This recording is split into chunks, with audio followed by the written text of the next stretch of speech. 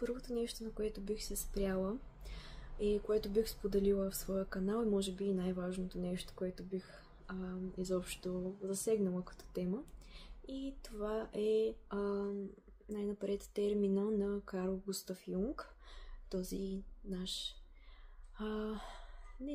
този мой любим психоаналитик, който прикова вниманието ми още в гимназията. Този човек засяга темата за индивидуацията. Индивидуация е термин, който бележи постигането на цялостната личност на човека.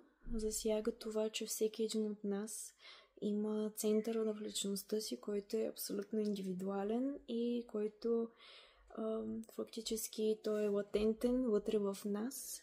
И за да го постигнем в реалността, за да се доближим до истинската си същност, ние трябва да слушаме повика на душата, трябва да следим за синхроничностите, т.е. за нещата, които ни насочват кое е правилно за нас и кое не е. И по този начин ние успяваме да постигнем своята висша цел и съответно да повлияем положително на околните и на света. Като именно този термин ми помогна изключително много по време на големи лутания, след като завърших гимназия и по време на пълната лудост, която беше обзела света, която все още не е приключила, за жалост. И времето, в което особено на Запад беше абсолютно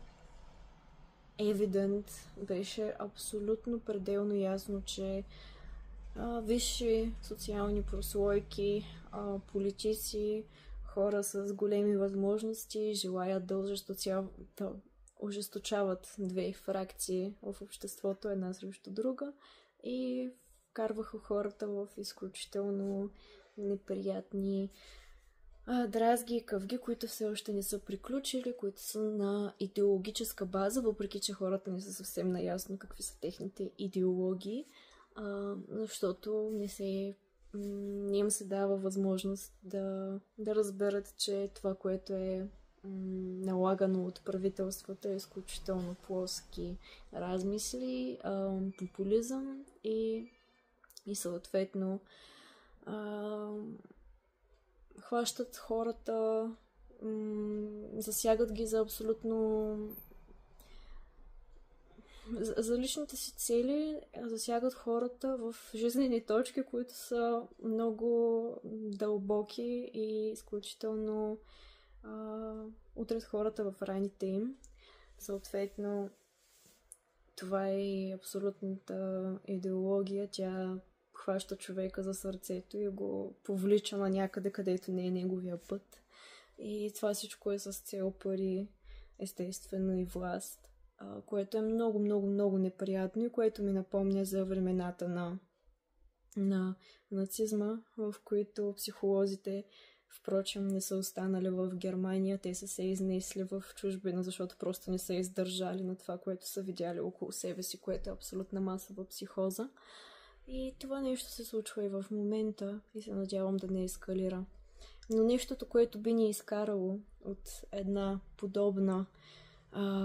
от един подобен сценарий в бъдеще, това е именно индивидуацията на Карл Юнг.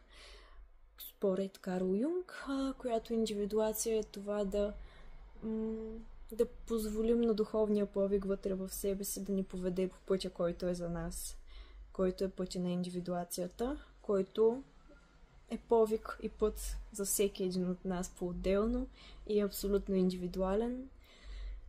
Няма нищо общо с отвлечени духовни търсения на съвременния New Age спиритуализъм. По-скоро е дълбок вътрешен усет, повик от един храм вътре в нас, който ни казва какво е правилно и какво не е. Но за да можем да се доберем до тези вътрешни ресурси и сили, до това вътрешно аз, ние трябва да започнем да разсъждаваме истински върху въпросите на живота и върху екзистенциалните теми.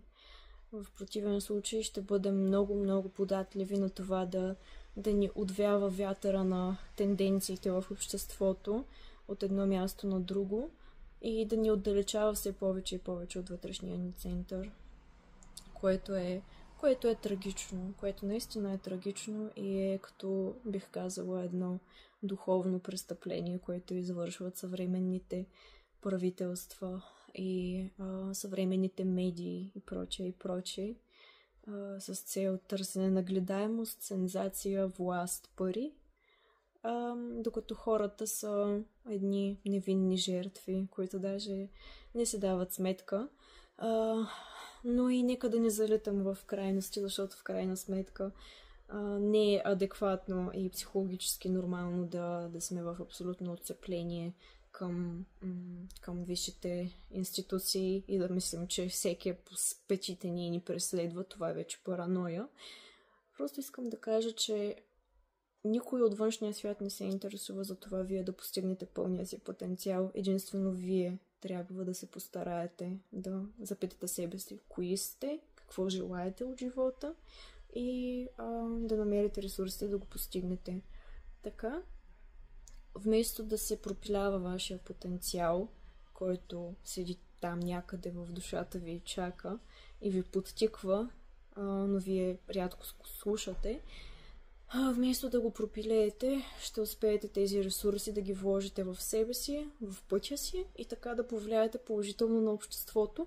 И кой знае, може в някакъв момент да започнете да споделяте от личния си опит, да въздигате околните, да им помагате и така всички заедно да се издърпаме от трапа и да направим едно общество по-загрижено за важните ценности, а не за парите, властта, фалшивите идеологии и ожесточението между социални прослойки, което всъщност е един мотив, който преследва абсолютно всяка една държавна структура през вековете.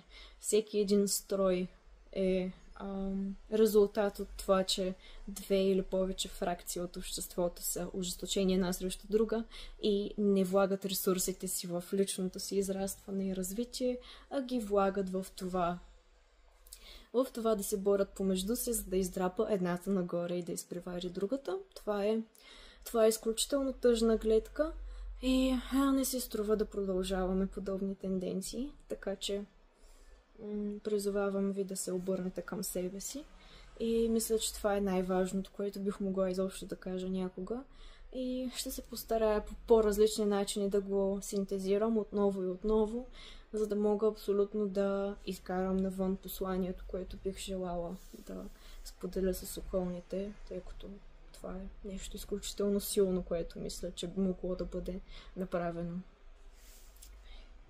Благодаря ви.